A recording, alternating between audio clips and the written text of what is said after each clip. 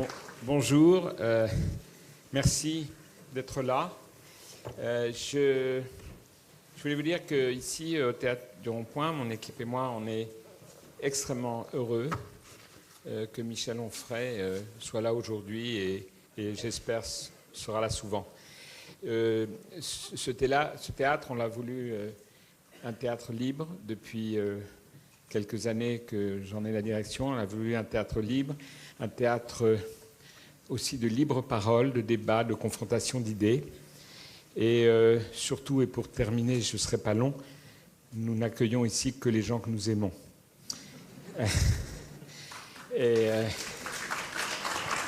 Menteur. Comment ? Menteur. Ah, c'est pas tout à fait vrai. J'arrive à mentir assez souvent, mais là, je ne mens que pas. les gens que nous aimerions aimer. Comment ? Alors voilà, le problème, c'est que va commencer, parce que je ne vais pas me laisser faire par ce petit philosophe, je vais répondre, évidemment. Non, c'est vrai, mais je vous rassure, les gens que nous aimons, on s'est aperçu que beaucoup de gens les aimaient aussi, la preuve aujourd'hui. Voilà, je n'irai pas plus loin, simplement vous dire qu'on est aussi heureux que vous soyez si nombreux. Michel, tu es chez toi, et vraiment, on t'aime. Bon courage.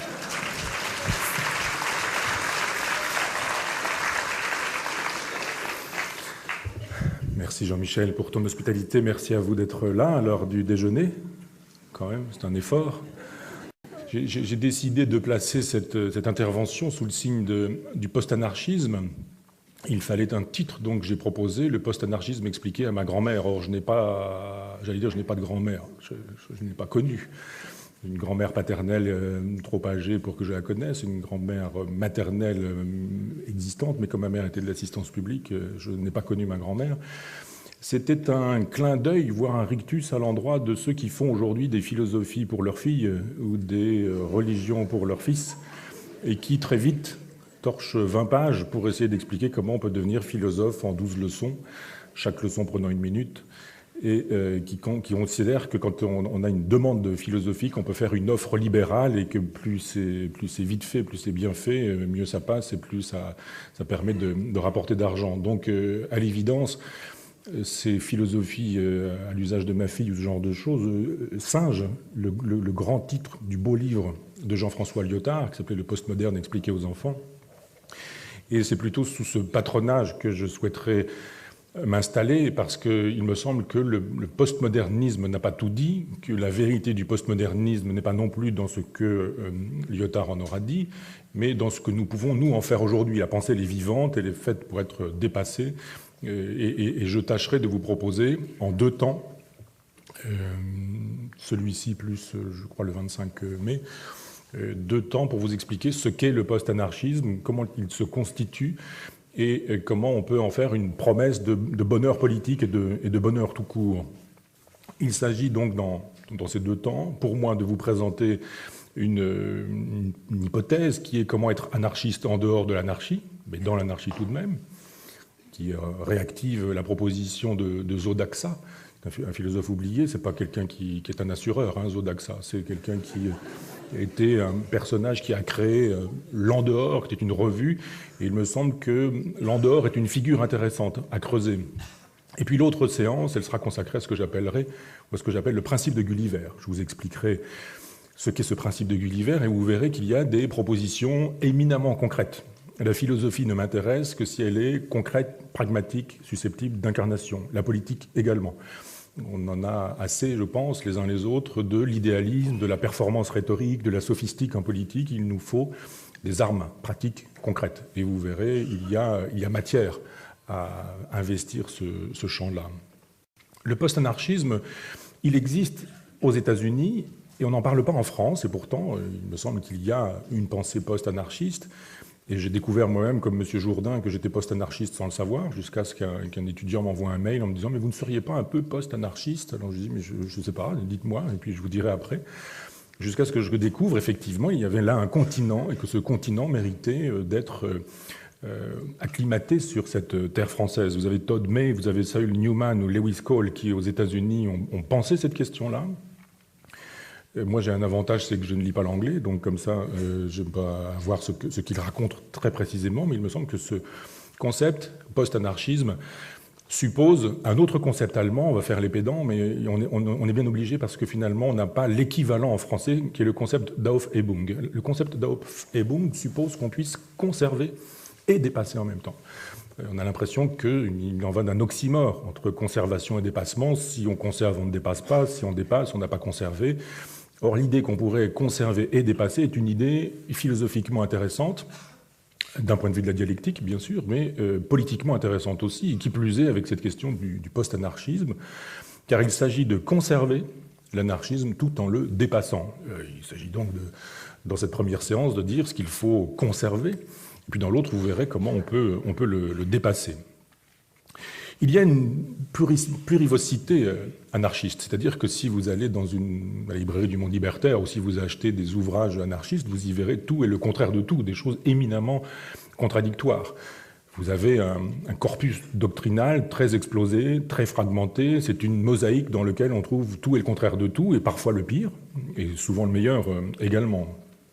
Il manque une histoire de l'anarchie qui serait écrite d'un point de vue synthétique, c'est-à-dire qui verrait d'abord les idées plutôt que les individus, parce que habituellement, la grande tradition de l'histoire de l'anarchie, comme de toute histoire, il en va de l'historiographie de l'anarchie comme il en va de l'historiographie de la philosophie.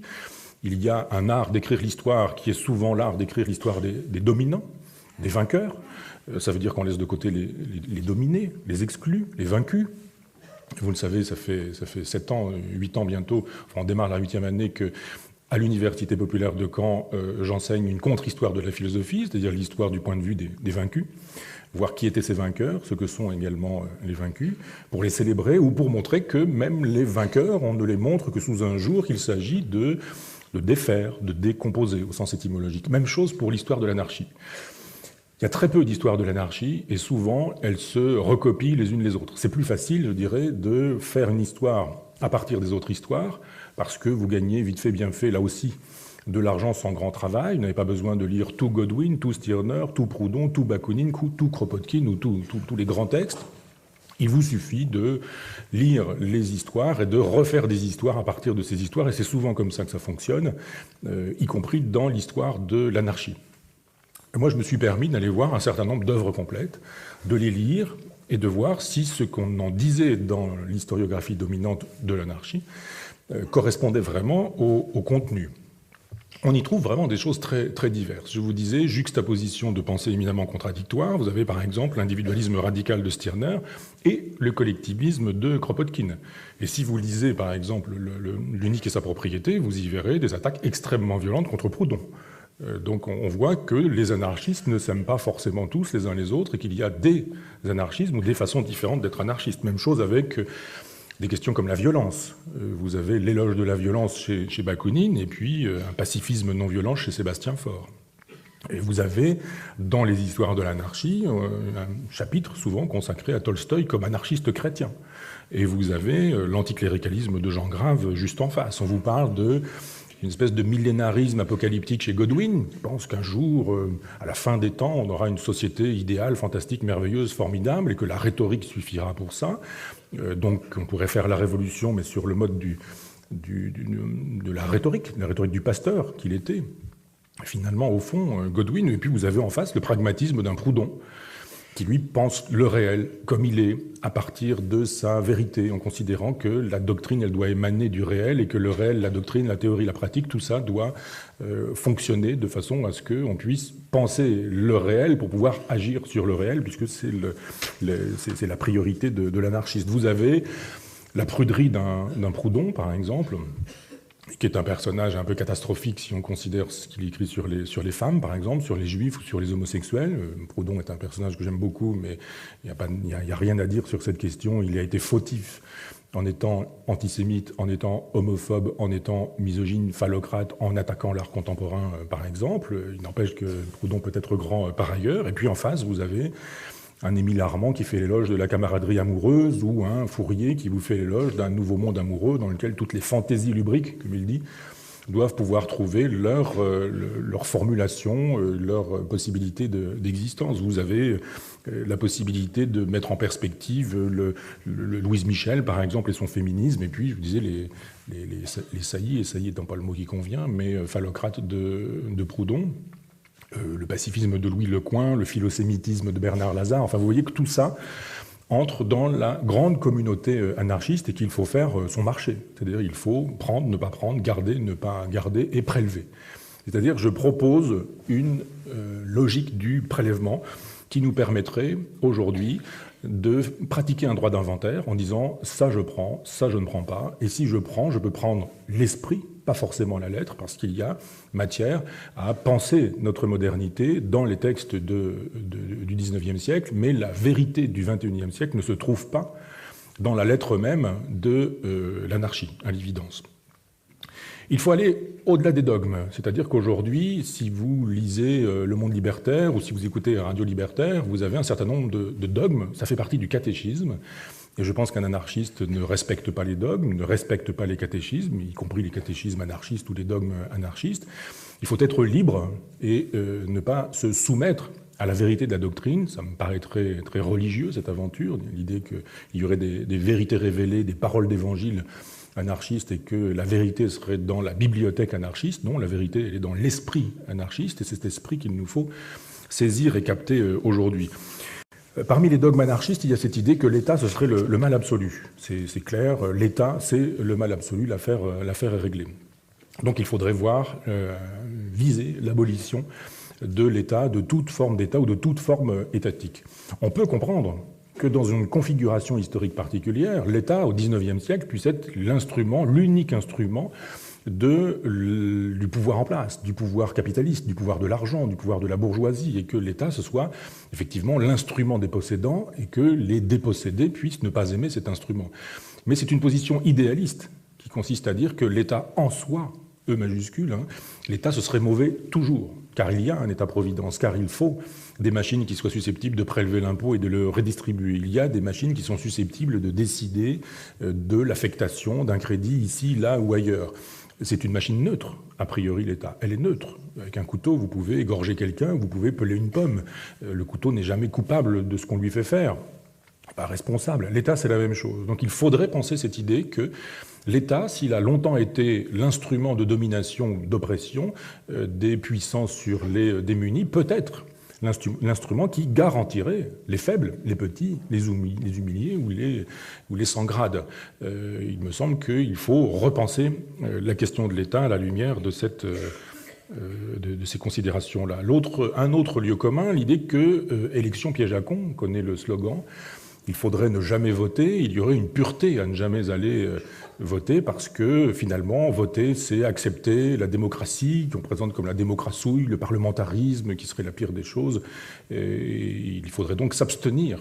Ça, c'est l'un des dogmes anarchistes, s'abstenir, parce que voter, c'est collaborer au pouvoir en place. On peut aussi être dans une logique moins platonicienne, qui consiste à dire que l'élection n'est jamais que la possibilité d'indiquer un rapport de force qui permettra aux gens en place de faire telle ou telle politique, d'engager telle ou telle réforme, ou de ne pas engager, de considérer qu'il y a une opposition forte, ou qu'il y a une opposition qui n'est pas forte. Vous imaginez qu'il y a une opposition unie, ou une opposition désunie, qu'il y a un front qui existe ici, ou qui existe là, ou qui est susceptible de se constituer ailleurs. C'est donc la possibilité de manifester un rapport de force. Ça n'est pas plus que ça. Il n'est pas question de faire la révolution avec les urnes, pourquoi pas encore, mais il me semble qu'on peut considérer qu'il n'y a pas forcément une malédiction dans l'élection.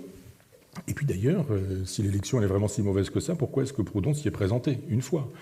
Et pourquoi est-ce que Murray Boecklin, par exemple, peut théoriser la question du communalisme libertaire, qui moi me paraît extrêmement intéressant, l'idée qu'on pourrait prendre une commune, embarquer une commune, 200, 300, 500 habitants, voire plus, en disant mais on va gérer de manière libertaire la commune. Il faut que la gauche, l'extrême gauche, quand je parle de la gauche, entendons-nous bien, il n'est pas question de la gauche libérale, ça c'est la droite, mais que la gauche gère, qu'elle aille au pouvoir, qu'elle incarne ses idées et qu'elle puisse frotter ses concepts au réel pour voir comment ça marche, pour voir s'il n'est pas question de, non pas de refaire le réel, mais de refaire les concepts.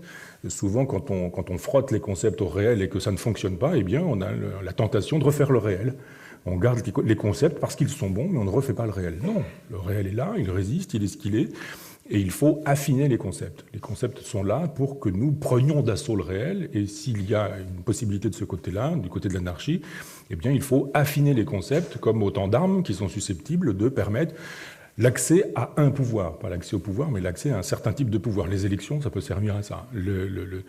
L'État, c'est la même chose. Parce que, il me semble que quand on a vu un certain nombre de lois sociales utiles, du droit de vote aux femmes, accordé aux femmes, à l'avortement, en passant par la possibilité d'accéder à la contraception, le CMU, le RMI, la réduction du temps de travail, l'abolition de la peine de mort, ou ce genre de choses. Toutes ces choses n'ont pas été obtenues par un pouvoir révolutionnaire. Ça n'a pas été obtenu parce que des gens sont descendus dans la rue avec des mégaphones, même si ça a pu y contribuer vaguement. Il y a eu une expression populaire, une souveraineté populaire, qui est l'expression de la démocratie, et on peut considérer, si on est un démocrate, ce que je crois être, et je pense qu'il faut qu'un anarchiste le soit, on peut entendre cette voix-là et considérer que la politique n'est pas tout entière dans l'élection, mais elle n'est pas non plus susceptible d'être à côté de l'élection.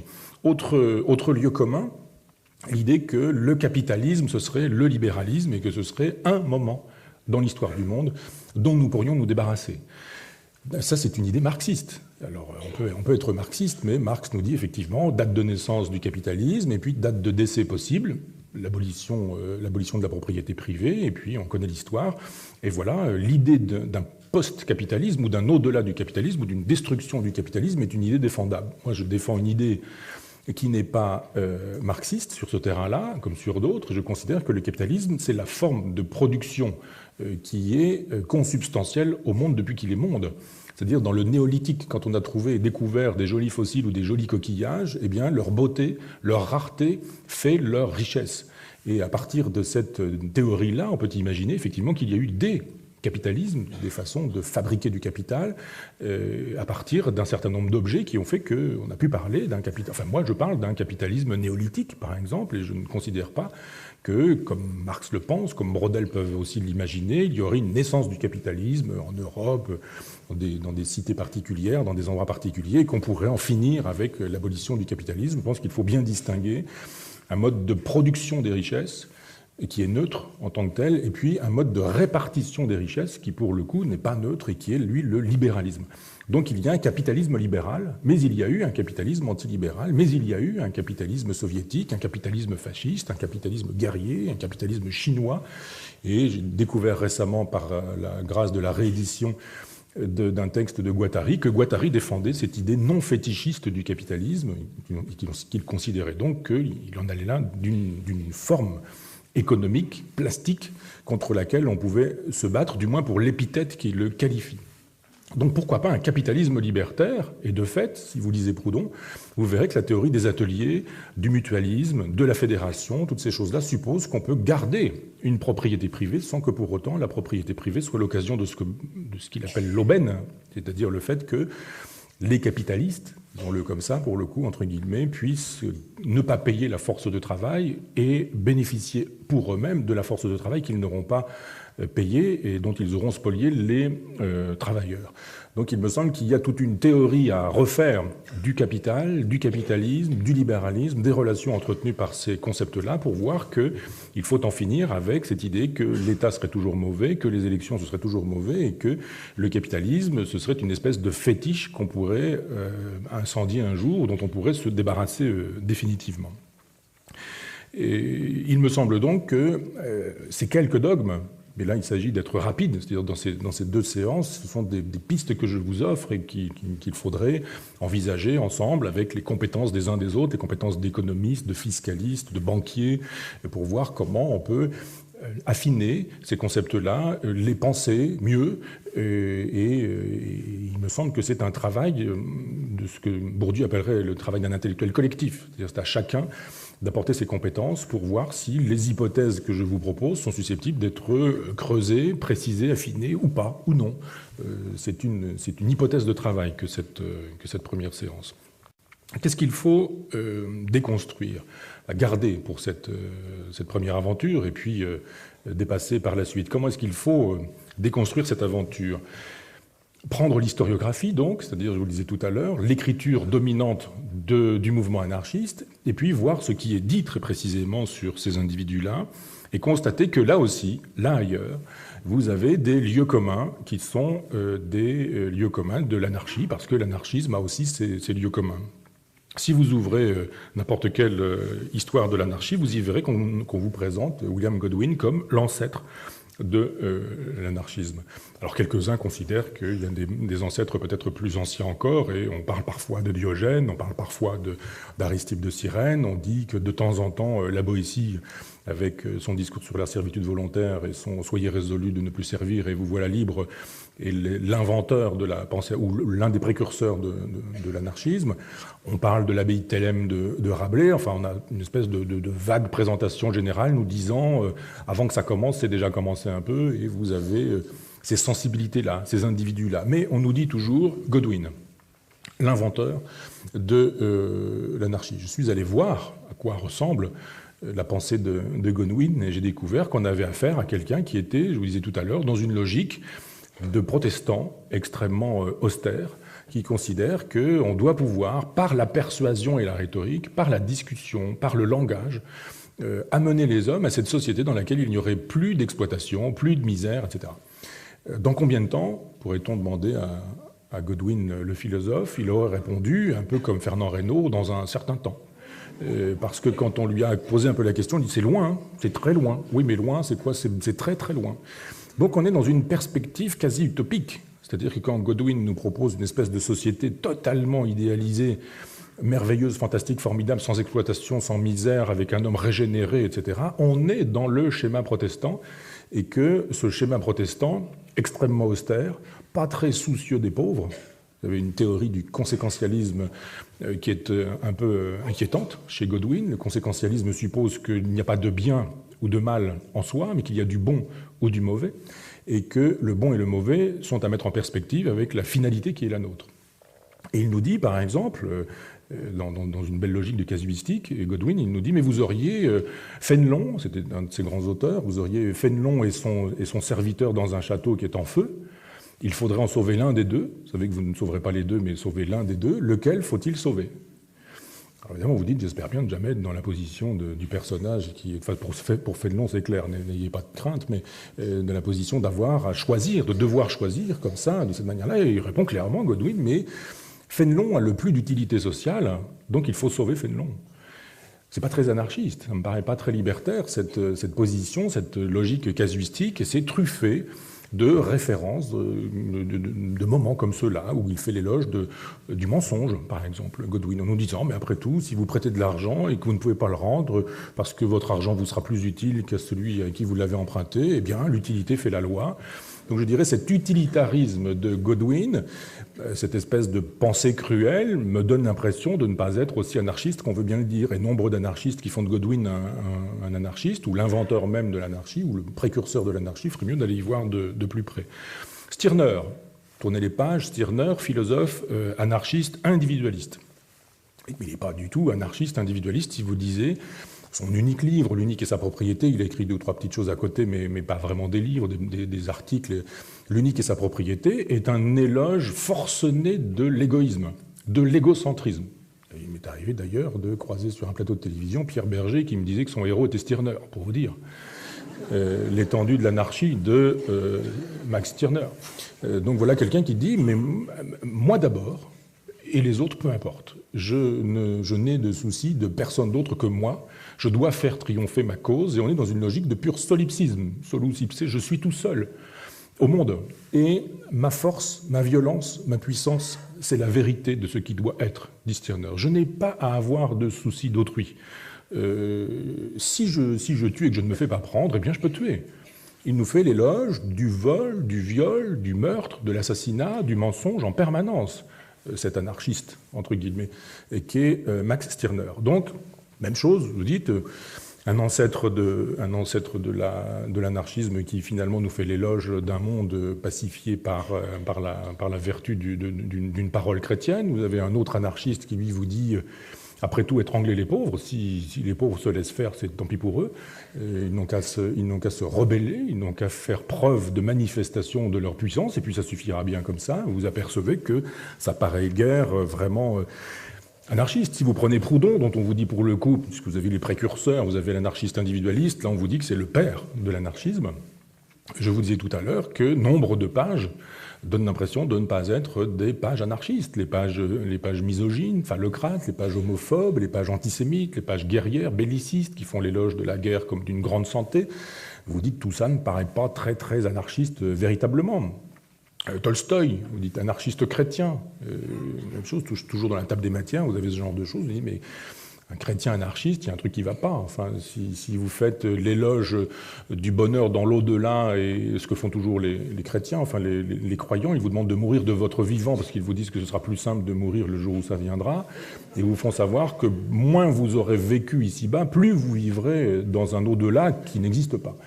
Comment peut-on faire l'éloge d'un au-delà mirifique alors que l'anarchiste nous dit mais c'est ici et maintenant que le bonheur doit être réalisé. Donc un anarchiste chrétien, ça paraît tout de même un peu problématique. Donc vous voyez qu'on peut vraiment tout trouver dans l'histoire de l'anarchisme, et que peut-être il serait temps d'arrêter d'écrire une histoire de l'anarchie qui serait une légende dorée de l'anarchisme, où on aurait des héros, des gens extraordinaires, où on aurait des cases dans lesquelles tout le monde rentrerait et occuperait bien sa place, la place de précurseur, la place de père, la place d'individualiste, la place de anarchiste collectiviste ou ce genre de choses. Il faut aller au-delà de ces étiquettes et pratiquer personnellement un droit d'inventaire. C'est à vous de le faire, ce droit d'inventaire. C'est-à-dire il faut prélever, regarder, écarter, considérer que telle idée est intéressante et qu'elle a sa vérité, non pas forcément dans le passé, mais probablement dans le présent et sûrement dans le futur, et qu'il faut actualiser, voire réactualiser un certain nombre d'idées fortes qui sont les idées des grands anarchistes. Ces pistes qu'il faudrait emprunter, là encore, ce sont des chantiers que je me propose d'ouvrir avec vous, ou pour vous, pour que vous les ouvriez vous-même et que vous y alliez vous-même. On pourrait imaginer qu'il faudrait d'abord fabriquer une éthique minimale et considérer qu'il faut récuser tout ce qui est phallocratie, misogynie, homophobie, antisémitisme, bellicisme et colonialisme. Car il y a des traces de tout ça chez certains anarchistes, et ce sont des traces indéfendables. Il n'est pas question de contextualiser en disant l'antisémitisme de Proudhon, ça se comprend, c'est avant Auschwitz, tout le monde l'était, c'est un anti-judaïsme de l'argent qui, etc. Non, ça n'est pas défendable. Point à la ligne. C'est pas défendable, point à la ligne. C'est la même chose avec la misogynie de Proudhon, elle n'est pas défendable. D'autant qu'à l'époque, vous avez des gens qui sont féministes. Je songe à Fourier. Et Fourier qui veut que les femmes aient droit à la sexualité, au plaisir, à la jubilation, soient dans une logique d'égalité totale avec les hommes, qu'on puisse les considérer autrement que comme des épouses ou comme des mères. Donc vous dites, quand un Fourier existe, pourquoi un Proudhon devrait-il être défendu quand il est indéfendable? Donc il faut effectivement une éthique minimale qui soit soucieuse d'écarter tout ce qui est indéfendable, tout ce qui fait à peine débat. À peu près tous d'accord sur cette idée que ni l'antisémitisme, ni le bellicisme, ni la phallocratie, etc. ne sont des idées défendables. Il faudrait également écarter tout ce qui relève d'un contexte daté, c'est-à-dire faire de l'histoire, et arrêter d'être dans la mythologie anarchiste. Faire de l'histoire, c'est-à-dire considérer qu'un penseur, c'est quelqu'un qui produit une vision du monde qui est en relation avec son temps, avec son époque. C'est une vérité de la palisse, mais on est obligé de la redire. Le structuralisme ayant fait beaucoup de mal, cette idée qu'un auteur, une pensée, c'est d'abord un auteur c'est d'abord un corps, c'est d'abord quelqu'un qui est engagé dans un temps, dans un siècle, dans une époque, et que tout ça interagit. Et qu'à l'évidence, la pensée de Bakounine ou la pensée de Kropotkin, ce sont des pensées qui ont en ligne de mire la Russie tsariste. À l'évidence, on ne peut pas imaginer qu'ils auraient pu faire l'économie de l'histoire et qu'ils aient pu penser dans le ciel des idées, produire des concepts qui seraient des concepts susceptibles d'être détachés de la réalité pour en faire des espèces d'idées pures avec lesquelles on pourrait jongler aujourd'hui. C'est sans intérêt d'être dans ces logiques déshistorisantes. Et il faut considérer qu'un certain nombre de pensées sont des pensées qui procèdent d'une histoire qui n'est plus et dont il faut faire l'économie. C'est le matérialisme dialectique de Marx. Le matérialisme dialectique est mort de ne pas avoir été dialectique, d'avoir oublié qu'il était plastique, mouvant, susceptible de changer, et que le réel changeant, il faut que le matérialisme change lui aussi pour pouvoir saisir un nouveau monde, capter un nouveau monde et éventuellement attaquer ce nouveau monde. Donc il faut une dialectique, une plasticité qui suppose que nous puissions écarter tout ce qui relève d'un contexte daté. Je vous disais tout à l'heure que cette espèce de haine de l'État, qui semble un des lieux communs de l'anarchisme, a pu être légitime dans une époque où l'État n'était que l'instrument de domination des forces sur les faibles, des possédants sur les dépossédés, de la bourgeoisie sur le prolétariat. On peut effectivement imaginer qu'on puisse en avoir contre l'État. Quand vous avez des gens qui, parce qu'ils sont patrons, banquiers, notaires ou ce genre de choses, peuvent légitimement voler ou spolier, alors que quelqu'un qui meurt de faim et qui va voler de la nourriture pour nourrir sa famille risque le bagne, les galères ou la déportation dans des bagnes. Donc l'époque, c'est tout de même ça. Vous avez des gens qui ont fait des années de bagne pour avoir volé du pain au XIXe siècle, et qui se sont retrouvés récupérés par la police, jugés par des magistrats. Et on peut effectivement imaginer que les juges, les avocats, les magistrats, tout ça, ça procède d'une même machine qui est détestable. Mais nous avons changé de configuration historique, même s'il reste évidemment un certain nombre d'occasions de ne pas aimer un État qui serait à la solde des pouvoirs, qui serait à la solde des dominants, à la solde des puissants, on est bien d'accord. Il faudrait aussi en finir avec la prégnance du schéma chrétien. Il y a un schéma chrétien qui impose ses formes et ses forces à ceux qui ne sont pas chrétiens non plus. C'est-à-dire on se croit athée, on se croit agnostique, on se pense agnostique, débarrassé du christianisme, et on a un certain nombre de schémas intellectuels qui renvoient à la parousie, à l'apocalypse, au millénarisme, à la fin des temps, au paradis sur terre, ou à un certain nombre de positions qui sont assez singulières. Vous auriez un péché originel, par exemple la propriété privée, qui pourrait être rédimée, sauvée par la Révolution. Il vous suffirait d'une révolution prolétarienne pour que l'abolition de la propriété privée puisse vous permettre de retrouver l'Éden primitif, une espèce de bonheur que nous aurions connu avant la propriété. Le schéma rousseauiste, vous avez avant la propriété un bonheur absolu, et puis la propriété, le début des malheurs. Donc on supprime la propriété, on restaure l'état de bonheur ancien et on fabrique le paradis sur terre. Idée dangereuse. Idée catastrophique, idée religieuse. C'est une idée avec laquelle on risque de faire justement des massacres, des victimes, une idée avec laquelle on va faire couler le sang, à l'évidence, parce qu'il y aura des orthodoxes, des hétérodoxes, des conciles, des Vaticans, l'équivalent des Vaticans, des pouvoirs, des puissances ou ce genre de choses. Donc se défaire, se débarrasser du schéma chrétien. Je le disais un petit peu il y a quelques secondes, se débarrasser également du schéma rousseauiste. L'idée que nous naîtrions bons, et que c'est la société qui nous rendrait mauvais. On se dit, mais la société, elle est faite par les hommes, la société, elle est mauvaise, mais elle est faite par des hommes bons. Est-ce qu'il n'y a pas quelque chose qui ne va pas? Comment se fait-il que des hommes bons aient pu créer quelque chose de mauvais? Qu'est-ce qui s'est passé pour que du bon sorte du mauvais? Et puis, vous avez la propriété. Premier homme qui s'avisa de dire, enfin, vous connaissez ce texte de Rousseau, on plante une barrière, on dit « ceci est à moi », et c'est le début de la fin. Donc évidemment, on a la solution, puisque l'origine du mal, c'est la propriété, la fin du mal, c'est l'abolition de la propriété.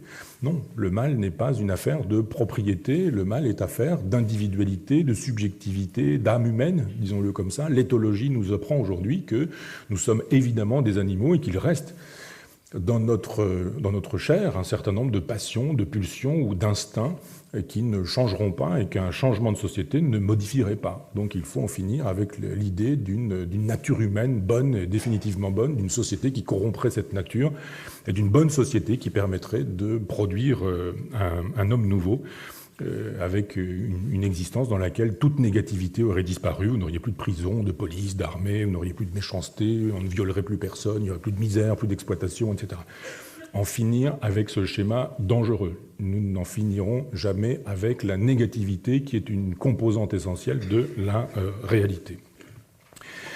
Il faut également en finir avec la négativité dans la pensée anarchiste elle-même et promouvoir la pulsion de vie plutôt que la pulsion de mort. Il y a des belles analyses de Nietzsche sur le rôle du ressentiment dans la fabrication de l'anarchiste ou du révolutionnaire. Nombre de révolutionnaires ne sont pas là par amour du prochain, par passion pour le prolétariat, par désir d'en finir avec la misère des autres, mais par désir de vengeance, de ressentiment. Vous avez nombre de révolutionnaires qui, si on leur faisait une augmentation de salaire, ce serait d'être révolutionnaires tout de suite. Aussi, et on sait très bien qu'un certain nombre de syndicalistes ont cessé de l'être dès qu'ils sont devenus cadres, et quand on leur a donné de la promotion dans leur statut de cadre, sont même devenus des fiefés salauds.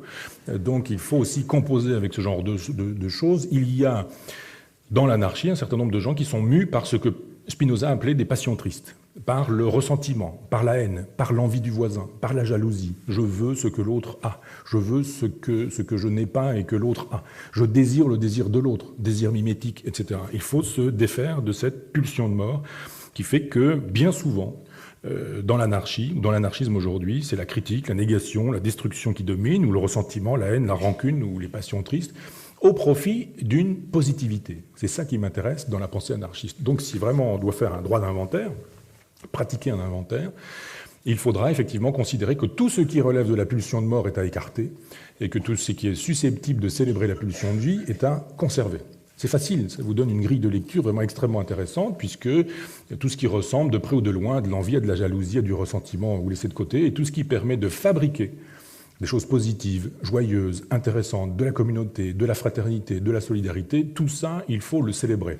Pêle-mêle, parce que là encore, je vous le redis, c'est une espèce de chantier que j'ouvre, et à chacun de trouver sa place dans ce chantier. On pourrait reprendre, les uns après les autres, ces grands penseurs de l'anarchisme et voir ce qu'on peut privilégier chez eux, laisser de côté et privilégier par exemple ceci ou cela. Chez Godwin, il y a chez Godwin l'idée qu'il faudrait fabriquer une communauté jubilatoire, avec des contrats immanents, ce que Proudhon appellera des contrats synalagmatiques. Synalagmatique, ça veut dire qu'on est deux à passer ce contrat, et si l'un des deux dénonce le contrat, il n'y a plus de contrat. Et donc il faut des contrats synalagmatiques. Tout ça suppose l'horizontalité. On se parle, on est des êtres de langage, on est capable de dire ce que l'on veut sur le terrain amoureux, sur le terrain social, sur le terrain professionnel, sur le terrain du voisinage, ou sur le terrain amical, sur tous les terrains possibles et imaginables. On dit qui l'on est, on dit ce que l'on veut, on est capable de fabriquer du contrat, on est dans l'immanence, et si quelque chose a lieu, ça ne tombe pas du ciel, mais ça monte de la terre. Ce que nous propose Godwin, c'est ça, du contrat, de l'immanence, fabriquer des communautés joyeuses. Entre autres, hein, bien sûr, on va vite et je prélève une idée, je picore par-ci, par-là. Chez Proudhon, l'idée qu'il faut en finir avec l'idéal platonicien ou hegelien, les majuscules, les idoles majuscules, la révolution, le prolétariat, etc., etc. Considérer qu'on aurait des idoles et qu'il faudrait sacrifier à ces idoles. Le progrès, la société sans classe, l'abolition du capital, du salariat, etc., le dépassement du capitalisme, ce genre de choses. Et penser de manière pragmatique, concrète, en se disant la révolution c'est bien, mais c'est toujours pour demain, c'est jamais pour aujourd'hui. Et si nous faisions une révolution plus modeste, mais réelle, véritable, ici et maintenant, là où nous sommes. Proudhon m'intéresse pour ça, son pragmatisme. Son invitation à dire « vous êtes anarchiste, très bien, montrez-le, faites-le voir, prouvez-le, incarnez-le, votre anarchisme, dans un atelier, dans une fédération, dans une mutualisation, dans une proposition de coopérative, fabriquez des banques populaires, pas celles d'aujourd'hui, hein, mais des banques qui soient vraiment populaires, avec des crédits quasi gratuits, voire gratuits. Inventez vos banques, ça c'était des propositions de Proudhon. Inventez vos ateliers, inventez vos productions. Vous êtes paysan, vous êtes obligé de passer par des réseaux de distribution qui vont multiplier les marges par 15, 20, 30 ou 40 et vous n'aurez rien du tout, on va vous exploiter, et puis finalement le consommateur n'y trouvera pas son compte. Allez directement du producteur au consommateur, faites des coopératives, fabriquez des coopératives, n'attendez pas la révolution demain, faites-la tout de suite. Allez voir directement les consommateurs et puis mettez-vous en réseau. Faites des relations mutualisées, coopératives, etc. C'est ça qui est intéressant chez Proudhon, son pragmatisme. Chez Stirner, je vous disais tout à l'heure qu'effectivement, il y avait une pensée extrêmement négative dans l'unique et sa propriété, et puis quelque chose qui est extrêmement intéressant qui s'appelle l'association d'égoïstes. C'est le concept majeur de Stirner, à mes yeux. L'association d'égoïstes, c'est ce qui permet de se mettre à 2, à 3 ou à 4 ou à plus pour fédérer des énergies qui sont autant d'occasions d'incarner notre pouvoir. Nous avons un pouvoir, et c'est parce que nous ne nous emparons pas de ce pouvoir que finalement la domination a lieu. Mais si nous refusons la domination, et si nous sommes plusieurs à refuser la domination, alors la domination n'aura pas lieu. La domination n'existe que parce que nous y consentons. Cessons d'y consentir, Associons-nous pour ne pas y consentir, et de fait, vous verrez, l'association d'égoïstes est un formidable cheval de Troie dans le monde de la brutalité du capitalisme libéral. Il y a la possibilité de fabriquer des résistances et de créer des réseaux d'opposition. À Louise Michel, on pourrait emprunter cette idée que la justice doit faire la loi. La justice doit faire la loi. Et de fait, quand on a la liberté, l'égalité, la fraternité, on s'aperçoit que c'est une belle devise, mais qu'il y manque un peu la justice. Et que parfois, quand on célèbre la liberté, c'est souvent au détriment de l'égalité. Quand on célèbre l'égalité, c'est souvent au détriment de la liberté. Et parfois, quand on célèbre l'un ou l'autre, c'est souvent au détriment de la fraternité. Si nous avions la justice comme lien, comme liaison possible de cette trilogie, alors peut-être nous pourrions envisager les choses autrement. Ce qui est juste, ce qui doit revenir à chacun, la dignité, l'humanité, etc. Un certain nombre de valeurs sur lesquelles on se retrouverait, bien sûr. Les leçons de Fourier, elles sont intéressantes. Fourier est un personnage totalement extravagant, qui est capable de vous dire qu'avec la Révolution, on transformera l'étendue de la mer, la vaste étendue de mer en limonade. C'est probable, mais ça me paraît aussi délirant que les perspectives d'un certain nombre d'hommes politiques d'aujourd'hui. Il disserte sur la copulation des planètes, et ça aussi, ça me paraît assez improbable. Mais il invente quelque chose qui me paraît très intéressant et qui est le phalanstère. La révolution, elle se fait par le phalanstère, c'est-à-dire une micro-société dans laquelle vous allez incarner vos idées anarchistes. Vous fabriquez un monde dans lequel vous allez générer un mode de vie libertaire. Ça peut être un couple. Le premier des phalanstères, ça peut être un couple. C'est-à-dire c'est le début d'une communauté dans laquelle on peut incarner son idéal libertaire et puis on élargit. Et la révolution, elle est capillaire. C'est-à-dire, Fourier nous dit, quand les gens verront l'excellence du phalanstère, ils voudront faire d'autres phalanstères. Et quand d'autres phalanstères auront lieu, alors la révolution, elle se fera de cette manière-là, par capillarité. Ça me paraît intéressant de fabriquer des micro-sociétés libertaires, de les rendre désirables à ceux qui les verraient, et de militer en ce sens en disant allez-y, faites, vous aussi. Voilà une micro-société libertaire, un couple. L'université populaire, mes amis de Caen et moi, on fabrique une micro-société, un genre de phalanstère. À Argenton, où j'ai créé une université populaire du goût, c'est la même chose. Des micro-sociétés à l'intérieur desquelles on essaie de faire fonctionner les idées auxquelles on croit, pour inviter les autres à faire de même, en disant l'exemplarité est une possibilité révolutionnaire. Il faut en finir avec la pureté kantienne qui consiste à dire c'est la révolution ou rien, parce que c'est toujours rien. C'est pas compliqué, vous avez des tenants de ce genre de discours aujourd'hui, à l'extrême gauche, c'est la révolution sinon rien, et depuis des années c'est pas la révolution, et c'est franchement rien. Et donc on peut dire, est-ce qu'on doit être du côté de l'anarchie qui consiste à dire aussi la révolution demain, mais si c'est pas la révolution demain, alors rien tout de suite. Non, à l'évidence non, parce que ça fait des années que ça dure, et le demain en race gratis nous donne des barbes d'une extrême longueur, parce que demain c'est toujours demain, et que c'est jamais aujourd'hui. Donc on ne se fait jamais raser et la révolution n'arrive jamais. L'intérêt, c'est de dire on la fait tout de suite, on commence, on n'attend pas demain, on commence. Là où l'on est, dans l'endroit qui est le nôtre, dans la relation qui est la nôtre, on y va et on incarne les idées auxquelles on croit. On n'est pas tenu d'avoir des idées libertaires, mais si on les a, on est tenu de les incarner. On n'est pas tenu d'être révolutionnaire, mais si on est révolutionnaire, alors qu'on révolutionne, mais réellement. Pas avec un mégaphone, pas avec des banderoles, pas avec des tracts, pas avec des journaux groupusculaires ou des sites internet aujourd'hui. Tout ça est fort sympathique, mais assez infantile. On peut vouloir réaliser une révolution libertaire dans le détail de ce que nous sommes et dans le détail de ce que nous faisons. Leçon de Bakounine, se méfier de tous les pouvoirs, quels qu'ils soient. Le pouvoir corrompt. Alain disait, le pouvoir corrompt, le pouvoir absolu corrompt absolument. Et il avait raison. C'est-à-dire qu'il n'y a pas de bon pouvoir. Même un contre-pouvoir est encore un pouvoir et il faut se méfier du pouvoir. C'est intéressant chez Bakounine, cette critique du marxisme, il disait mais les gens qui deviendront, les prolétaires qui gouverneront, qui exerceront la dictature du prolétariat, exerceront la dictature sur le prolétariat. Ce ne sera pas la dictature du prolétariat. La dictature du prolétariat, comment est-ce que ça peut se faire? Non, c'est aux prolétaires de gérer leur vie et pas aux prolétaires de gérer la vie des autres, parce que quand ils gèrent la vie des autres, ils cessent d'être des prolétaires. Ils deviennent des révolutionnaires professionnels. Et ces gens-là, dans la mesure où ils ont du pouvoir entre les mains, sont des gens détestables, des gens condamnables. Ça, c'est une idée extrêmement intéressante de Bakounine, se méfier de tous les pouvoirs, il n'est pas de bon pouvoir. Leçon de Kropotkin, il a écrit un très beau livre qui s'appelle L'entraide et qui s'appuie sur l'origine des espèces de Darwin. Vous savez qu'en 1859, quand ce livre paraît, un certain nombre de gens s'emparent de l'ouvrage, des libéraux en l'occurrence, avec Herbert Spencer, et considèrent que la vérité politique de ce que nous dit Darwin sur les espèces, elle est dans le libéralisme, la concurrence, la loi du marché. Et les plus forts triomphent des plus faibles, les mieux adaptés tiennent le coup et les moins bons, les moins bien adaptés disparaissent. Kropotkin dit, mais attendez, dans la nature, il n'y a pas que ça. Et dans le livre de Darwin, il n'y a pas que ça non plus. Il y a même la solidarité, l'entraide, c'est le titre du livre de Kropotkin. Il y a une entraide naturelle. Les animaux sont capables d'aider un certain nombre des leurs qui sont dans des positions de fragilité, de faiblesse, qui sont blessés, qui ne sont pas en forme. Et le groupe est capable d'aider, de venir en aide à ceux d'entre eux qui sont dans une mauvaise passe, simplement parce qu'il en va de la survie du groupe aussi. Et Kropotkin nous dit, construisons là-dessus. Il y a un désir naturel à l'entraide, et bien ce désir naturel à l'entraide, célébrons-le.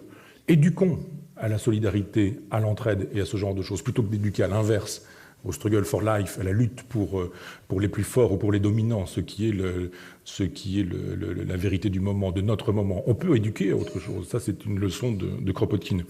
Thoreau, je le dirais à la française, mais David Thoreau, qui est un penseur extrêmement intéressant, qui réactive l'impératif catégorique de la Boétie. Je vous parlais tout à l'heure de la Boétie, qui nous disait « Soyez résolus de ne plus servir et vous voilà libre ». C'est l'impératif catégorique du libertaire. Et Thoreau dit « Moi, je l'incarne ça, j'incarne ça dans ma vie ». Donc, il construit sa maison, sa cabane à Walden, aux États-Unis, pas loin de Boston, et il vit naturellement, au sens premier du terme, c'est-à-dire près de la nature. Il ne paie pas ses impôts. Il considère que si les impôts, ça doit servir à faire une guerre qui justifie l'esclavage, il n'a pas à payer ses impôts. Donc il paie ses impôts. Il s'en va en prison pour ça. Évidemment, il y reste 48 heures, ça fait pas sérieux, il ne faut pas le dire, mais, parce que quelqu'un paie les impôts pour lui. Mais il n'empêche que son texte sur la désobéissance civile est un texte extrêmement intéressant, et voilà quelqu'un qu'il faut repenser. La désobéissance civile est aujourd'hui une arme considérable, une arme libertaire considérable.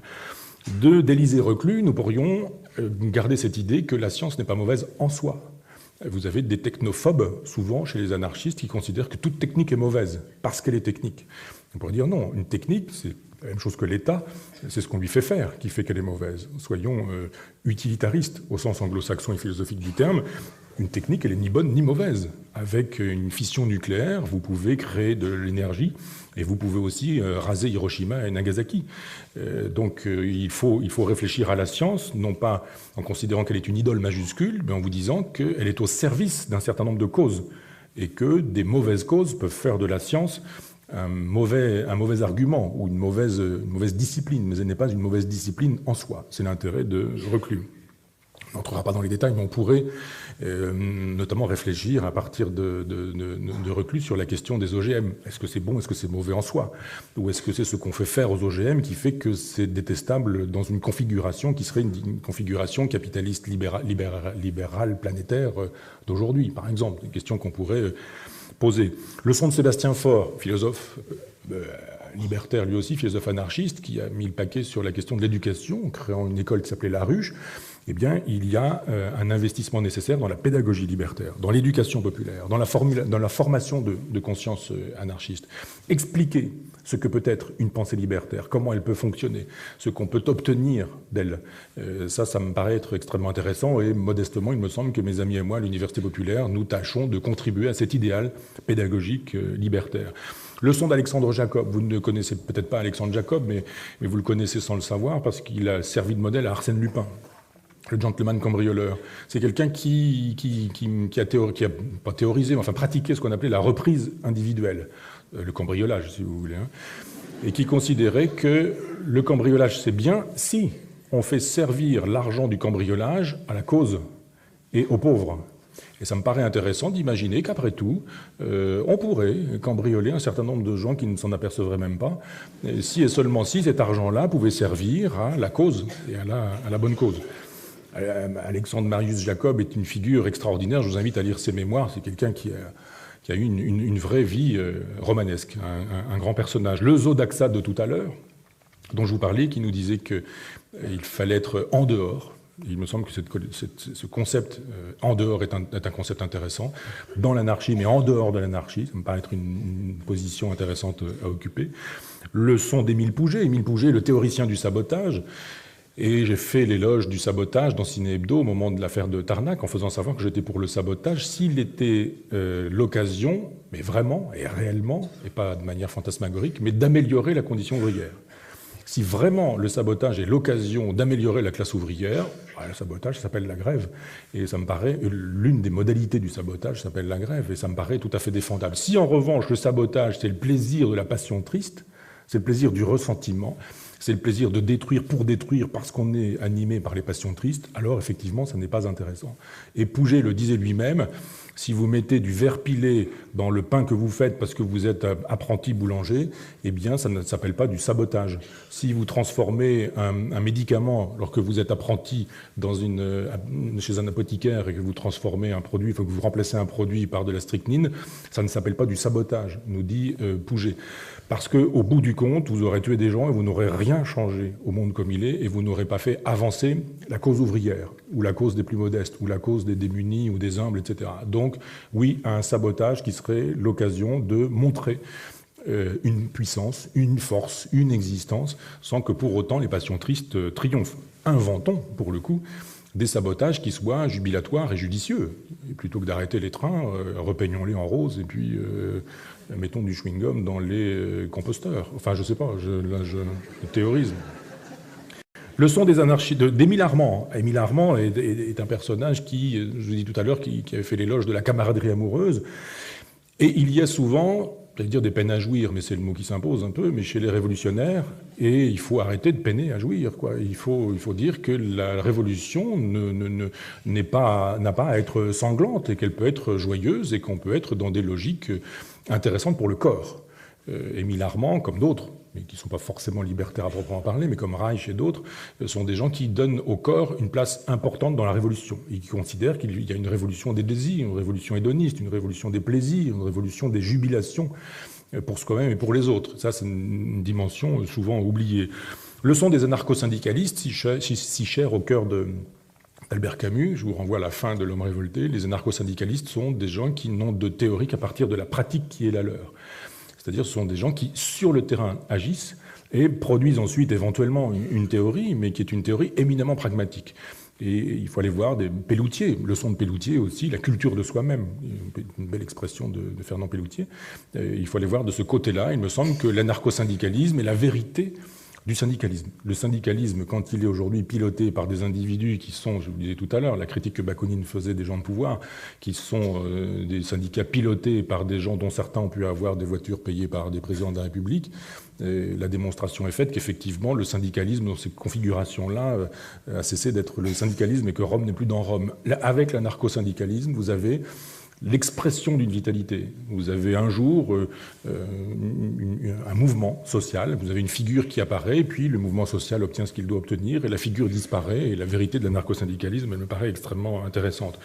Leçon de Nestor Makhno, grand révolutionnaire ukrainien qui lui théorise la discipline. Ça me paraît extrêmement intéressant. Là encore, un lieu commun, l'anarchie, c'est le désordre. Il ne faudrait pas d'ordre, il ne faudrait pas d'autorité, etc. C'est une idée fausse, c'est une idée sotte, en plus. Le problème, c'est pas qu'il y ait ou qu'il n'y ait pas d'autorité. Le problème, c'est qu'il y ait une autorité transcendante ou qu'il y ait une autorité immanente.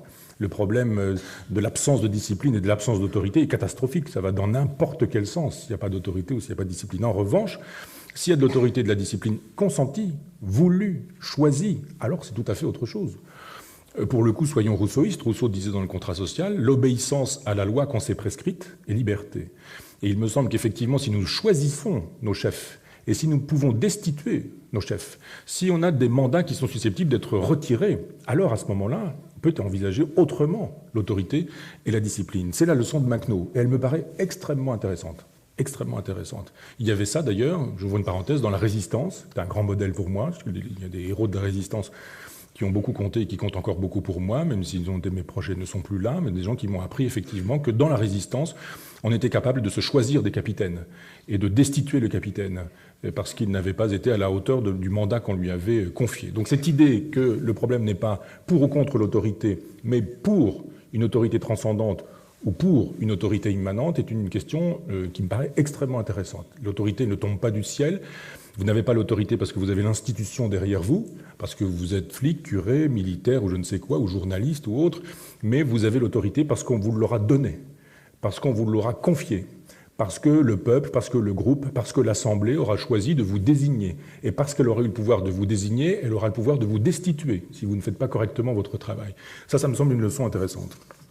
Pelloutier, j'en ai parlé tout à l'heure, sur la culture de soi. Leçon de Volin, grand historien de la Révolution russe, qui lui voulait effectuer la synthèse de la totalité des courants anarchistes. Ça, je me dis, ce serait quand même aussi une question d'actualité, parce que l'idée qu'il y ait des individualistes, des communalistes, des anarcho-syndicalistes, des communistes libertaires, que chacun soit dans son coin, qu'on ne soit pas d'accord, je me dis, mais je le pense dans la gauche antilibérale, je le pense sur le terrain de la gauche libertaire, je me dis, l'union serait extrêmement désirable. L'idée que ce qui nous rassemble est plus important que ce qui nous sépare est une idée qu'il faut avoir en tête. Volin l'avait. Malatesta considérait lui aussi qu'il fallait mettre en perspective la fin et les moyens. Il considérait qu'une fin libertaire ne justifiait pas des moyens antilibertaires ou contradictoires avec l'anarchisme. Ça me paraît extrêmement intéressant, c'est-à-dire que c'est difficile de fabriquer la paix avec de la guerre, c'est difficile de fabriquer une sérénité sociale avec la peine de mort, c'est difficile etc., etc. Donc on sait bien qu'il y a un certain nombre de choses qui ne peuvent pas être faites parce que les fins qui sont les fins libertaires ne les justifient pas. Ça va contre Trotsky qui écrit « Leur morale est la nôtre » et qui considère que leur morale, c'est la morale des bourgeois, la nôtre, c'est la morale des révolutionnaires, et que ce qu'on interdit aux bourgeois, on pourrait se l'autoriser soi. Le mensonge, le vol, le pillage, le massacre, la destruction, etc. Quand c'est les bourgeois, c'est pas bien. Quand c'est les révolutionnaires, c'est bien. Parce que la cause le justifierait. Non, la cause ne justifie pas qu'on la dénature avec des moyens qui seraient mal adaptés. Je pense à Anne Riner ou à Manuel de Valdés, qui sont aussi des anarchistes un peu oubliés, qui considèrent que l'individu est la mesure de l'idéal. Ça me paraît extrêmement intéressant. C'était la pensée de Jaurès, c'était la pensée d'autres individus. Mon premier amour, qui s'appelle Georges Palante, et qui considérait que, c'est d'ailleurs gravé sur sa tombe à Illion, juste à côté des algues qui puent, là, c'est dans l'Anse d'Iffignac, en Bretagne, et sur la tombe de Palante, il y a écrit « L'individu est la mesure de l'idéal ». Et de fait, il faut toujours penser à l'individu. Les collectivités, des communautés, c'est bien, mais nous restons des individus, des singularités, des subjectivités, et c'est ce qu'il faut viser, la jubilation des singularités et la jubilation dans les intersubjectivités de sujets. Leçon d'Emma Goldman, on peut compléter l'anarchisme par une vie hédoniste. C'est-à-dire qu'il s'agit de mener une vie hédoniste et de considérer qu'il n'y a pas de contradiction entre la révolution et l'idée qu'on puisse aimer la vie et prendre du plaisir à la vie. Leçon de Louis Lecoing, qui était un grand résistant à la guerre, au service militaire et à ce genre de choses, mener une vie anarchiste, comme dans l'Antiquité, les philosophes menaient des vies philosophiques, et ça me paraît extrêmement intéressant.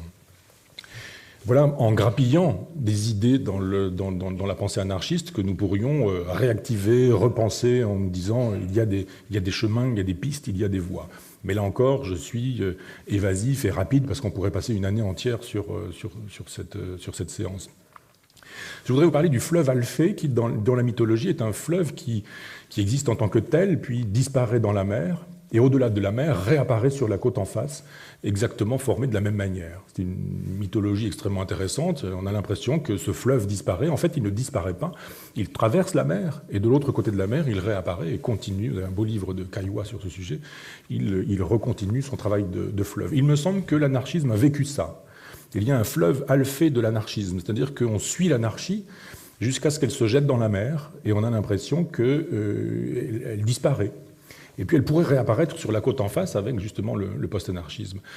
Qu'est-ce qui a fait qu'elle a pu disparaître, cette anarchie? On connaît l'histoire, je vous en ai un petit peu parlé, de Godwin jusqu'à Proudhon ou jusqu'à Bakounine.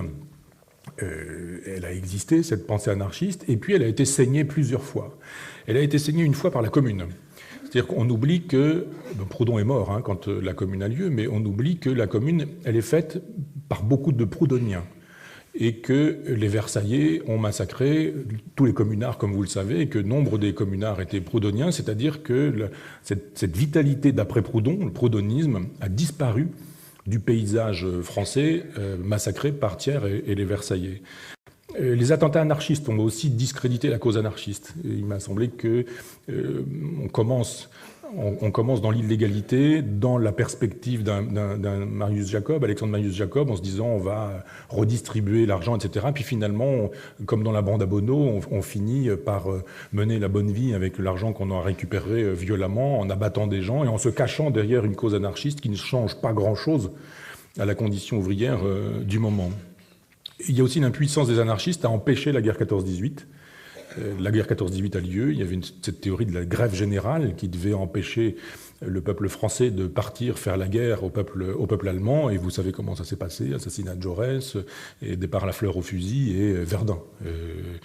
Il y a eu aussi, comme façon de saigner définitivement ce qui était déjà bien saigné, le triomphe du marxisme, avec un Marx qui, lui, n'a pas hésité devant tous les moyens immoraux qui étaient dans sa possession pour faire disparaître le proudhonisme, Proudhon en son temps, le proudhonisme ensuite, le bakouninisme et toute la pensée anarchiste européenne à cette époque-là, calomnie, médisance, etc. Je vous assure que le combat entre Marx et Proudhon n'est pas très joli pour Marx. Et l'Association internationale des travailleurs a été embarquée sur le mode du coup d'État. Et ça augure les coups d'État de 1917, les coups d'État bolcheviques, mais le marxisme emporte la vérité du mouvement ouvrier à cette époque-là, disparition de la pensée anarchiste, et cette pensée anarchiste, on a l'impression qu'elle disparaît, noyée dans la mer. Qu'est-ce qu'il y a comme anarchiste d'ailleurs après 14-18 ? Quand on se pose la question, vous dites qu'il y a des historiens d'anarchisme. Vous avez Henri Arvon, vous avez Daniel Guérin, vous avez Métron, un formidable dictionnaire du mouvement ouvrier, mais pas de pensée anarchiste en tant que telle, pas d'anarchiste identifiable.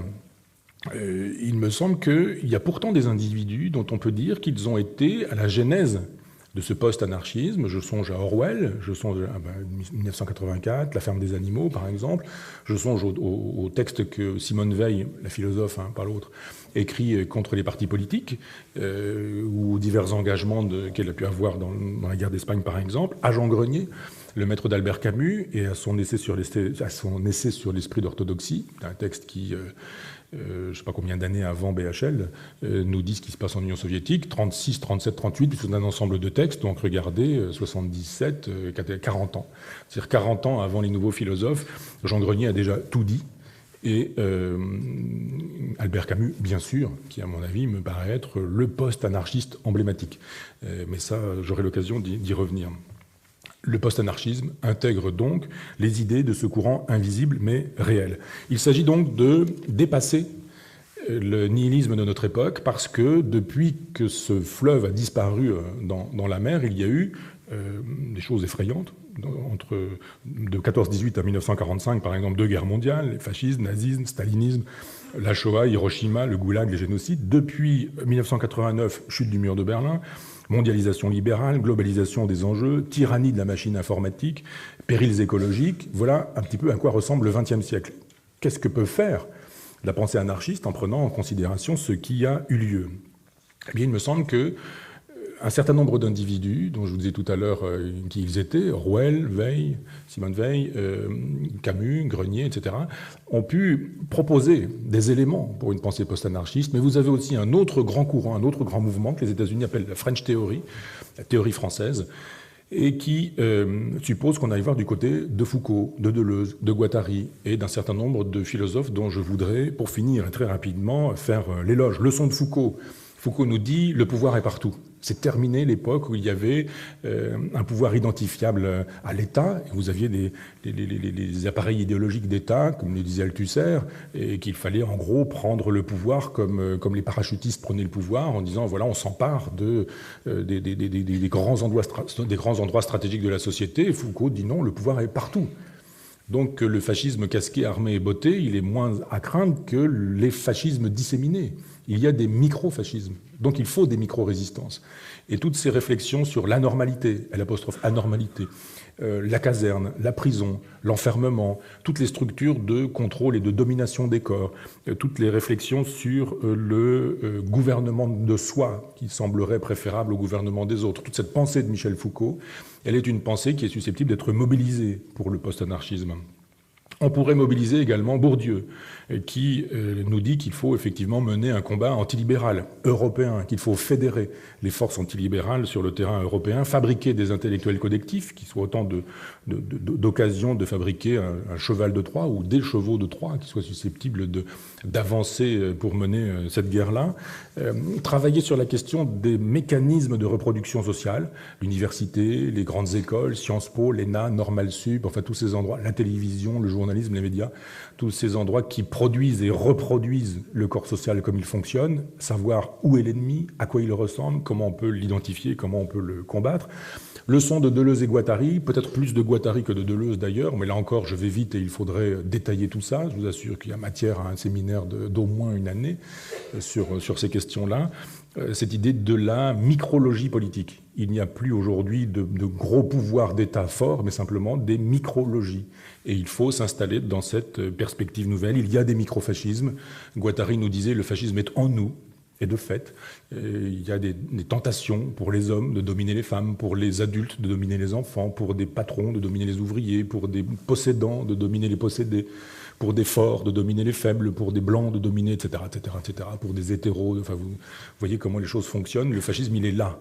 Il est dans le fait qu'effectivement, un fort peut imposer sa loi à un faible. Eh bien, il faut des micro-résistances à ces micro-fascismes-là.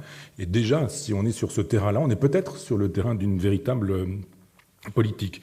Il faut critiquer l'usage familialiste de la psychanalyse. Ça, c'est ce qu'avait fait l'anti-Édipe. Mais c'est ce que fait aussi le dernier Guattari, qui, bien que, ou parce que, analysé par Lacan, aura été au courant de la duperie que fut le lacanisme et la psychanalyse française. Donc il y a un travail critique à mener sur la question des usages politiques et sociaux de la psychanalyse. Leçon de Lyotard, il y a une véritable économie libidinale, elle est vitaliste. Les grands récits sont terminés, ça me paraît extrêmement intéressant. C'est fini l'époque où, clé en main, vous pouviez dire, vous avez des réponses chrétiennes, des réponses marxistes, des réponses structuralistes, des réponses freudiennes à toutes les questions possibles et imaginables. C'est fini les grands récits. Il n'y a plus que des petits récits, nous dit Lyotard. Et c'est pas rien, les petits récits, parce que les petits récits peuvent faire les grandes rivières. Et vous verrez que la deuxième partie, si vous venez en mai, on en reparlera, mais que je vous proposerai des petits récits, ou l'occasion d'un grand petit récit, disons-le comme ça.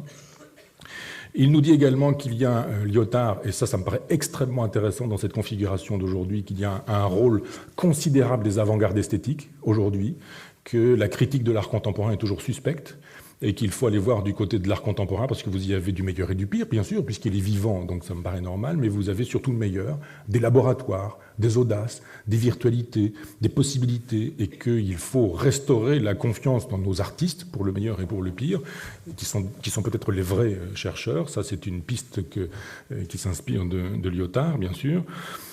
Voir également un Marx non marxiste, ça pourrait être également intéressant de voir comment le marxisme a généré un nom qui est le nom de Marx, et ce nom-là finalement aller au-delà de ce qu'il est pour peut-être le lire enfin, à nouveau et véritablement. Leçon de Derrida, pas tant pour la grammatologie ou le différent, c'est-à-dire toutes ces périodes structuralistes, disons-le quand même plutôt fumeuses, mais c'est une époque et c'est un temps, et c'est très bien que ça ait eu lieu, comme la musique de Webern, qui peuvent être des impasses utiles, des impasses nécessaires, impasses desquelles d'ailleurs ils sont revenus les uns les autres.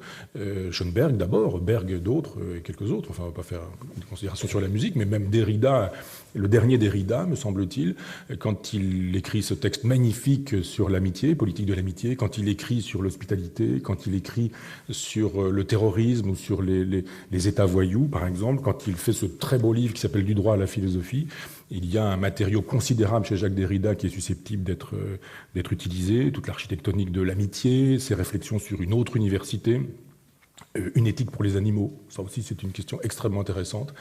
Les derniers textes de Derrida sur l'animalité ou l'animal que donc je suis sont très beaux livres qu'il faut lire parce qu'il y a aussi quelque chose à dire de ce côté-là. Ce que tu fais aux animaux, c'est à toi que tu le fais d'une certaine manière, ça pourrait être la leçon, donc une chose à méditer. Là encore, un séminaire à soi seul. En face de tout ça, en face de cette fameuse French Theory, vous avez la permanence de ce que j'appellerais les anti-philosophes. vous avez eu au XVIIIe siècle un courant qu'on a appelé les antiphilosophes. Puisque les philosophes, c'était les philosophes des Lumières, eh bien, les antiphilosophes, c'était ceux qui s'opposaient au nom de la religion, au nom de la tradition, au nom du catholicisme, qui s'opposaient à cette philosophie-là, qui s'opposaient à l'encyclopédie, qui s'opposaient évidemment à l'athéisme, ou du moins au déisme. Et cette antiphilosophie-là, à mon avis, elle a continué, elle a duré. Et les antiphilosophes d'aujourd'hui sont les gens qui ont inventé le concept de pensée 68. Je tairai leur nom pour qu'on ne les reconnaisse pas. Il s'agit de Luc F. et de Alain R. Et qui sont des gens qui, avec la production de ce concept, la pensée 68, ont produit deux choses. La première, la contamination du Parti socialiste par le libéralisme, qui est devenu une espèce d'horizon indépassable. Tout le monde est devenu tocquevillien. Tout le monde a pensé que de la démocratie en Amérique était l'horizon indépassable de la politique et que Marx était immanquablement le goulag. Ça, c'est une première catastrophe qui a été incarnée par Mitterrand en 83, qui a renoncé à la gauche quand il était au pouvoir et qui a laissé rentrer le loup libéral dans la bergerie française. Elle est belle, même formule.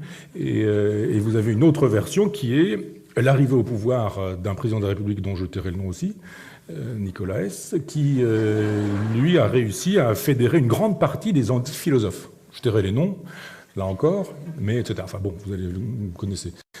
Ces antiphilosophes, ils existent. Et on pourrait considérer, et là aussi, je dirais, c'est un chantier à soi seul et c'est un séminaire à soi seul, considérer que les nouveaux philosophes ont été les précurseurs de cette antiphilosophie. Et cette antiphilosophie, elle dure. Elle s'oppose à Derrida, à Deleuze, à Guattari, à Foucault, à Bourdieu, très violemment. Elle s'oppose à la gauche radicale, qui pour moi est la seule gauche. Elle s'oppose au travail critique de la pensée et de la réflexion. Elle s'oppose au travail véritable de la philosophie. Elle s'oppose à tout ça parce que, justement, elle fait des philosophies pour mon fils, ou le Talmud pour ma fille, ou ce genre de petites choses qui aujourd'hui encombrent les librairies et qui sont l'occasion de montrer qu'on peut faire la théologie, etc. Enfin, il y a la Shoah, enfin, il y a une petite collection où vous avez toutes ces collections-là, où on a l'impression qu'on peut presque épuiser un sujet en s'adressant à un enfant. On sait très bien qu'on ne s'adresse pas à un enfant en plus de ça, c'est-à-dire qu'on simplifie. Et ces grandes questions dont je viens de parler, antisémitisme, Shoah, philosophie, théologie, etc., Talmud, islam et autres questions, eh bien, elles méritent qu'on s'en occupe autrement qu'en s'adressant aux gens comme si on s'adressait à des enfants. Ça me paraît être plutôt une catastrophe. Cette anti-philosophie, elle a une colonne vertébrale, c'est l'anti-nietzschéisme. Et ça n'est pas étonnant que ces individus-là aient pu écrire un livre qui s'appelait « Pourquoi nous ne sommes pas nietzschéens ». Il y a eu un nietzschéisme français. Il est manifeste avant 68 dans un colloque à Royaumont, en juillet 64, et puis après 68 avec un colloque à Cerisy, en juillet 72. Et ce nietzschéisme libertaire, il est l'occasion, pour Foucault et pour Deleuze, de proposer une espèce de nietzschéisme gauchiste. Alors, c'est pas forcément très respectueux de Nietzsche. Là encore, il faudrait expliquer pourquoi, comment on utilise Nietzsche pour en faire le gauchiste qu'il n'était évidemment pas. Toujours est-il que cette pensée-là, une espèce de nietzschéisme libertaire, est en rapport avec mai 68, car mai 68 a donné raison à Nietzsche. Mai 68 a été une espèce de grande révolte nietzschéenne. Il y a eu une révolte à l'endroit de la vérité. On a aboli la vérité une et unique. C'est-à-dire, c'était terminé l'idée que le père avait raison, que le mari avait raison, le professeur avait raison, etc., qu'il y avait des vérités révélées, des paroles d'évangile, et qu'on pouvait faire l'économie du débat, que c'était réglé, il y avait des vérités. Non, mais 68 dit c'est fini, il y a du divers, il y a du multiple, il n'y a plus de transcendance, il n'y a plus que du perspectivisme, c'est-à-dire des points de vue. Ça ne veut pas dire que tout se vaut pour autant, hein, mais il n'y a plus que des perspectivismes. C'est la naissance du divers, c'est la fin des arrière-mondes, c'est terminé. L'idée qu'il y aurait d'autres mondes qui donneraient le sens et la vérité à ce monde-ci. Ce monde-ci se suffit, contente-toi du monde donné, disaient les matérialistes du 19e siècle. Et de fait, mai 68 est l'occasion de dire contente-toi du monde donné. Disparition évidemment de tous les idéaux chrétiens. Adhésion jubilatoire au monde, à la volonté de puissance, donc au monde et à la volonté de vie, disparition de l'idéal ascétique chrétien, il s'agissait de jouir sans entrave, ça aussi ça mériterait qu'on en parle, il était interdit d'interdire,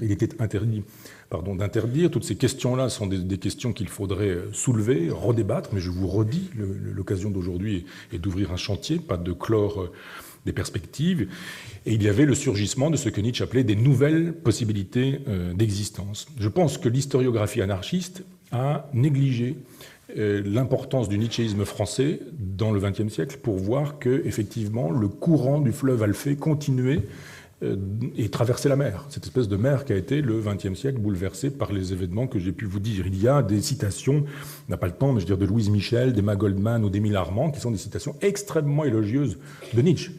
Vous avez là des individus qui placent leur existence politique, leur combat politique, sous le signe du surhomme et sous le signe de Nietzsche, vraiment, véritablement. Donc, je suspendrai là ce chantier, d'abord parce qu'il a fallu aller vite et balayer. Je me proposais de concentrer l'ensemble de mes propositions sur 2 séances. Celle-ci se termine. La seconde, celle-ci, donc, vous avez vu, a été consacrée à la question de la conservation et du dépassement. Et quand on aura conservé et dépassé, on aura à produire quelque chose. Et ça, ce sera l'effet de la 2e séance, jeudi 20 mai 2010, si le Dieu de l'Université populaire nous prête vie. Et je vous dirai, à ce moment-là, sous le signe d'un titre qui sera le principe de Gulliver, ce qu'on peut faire de tout ce que je vous ai proposé comme théorie susceptible d'une pratique et d'une incarnation immédiate. Pour aujourd'hui, c'est terminé et je vous remercie.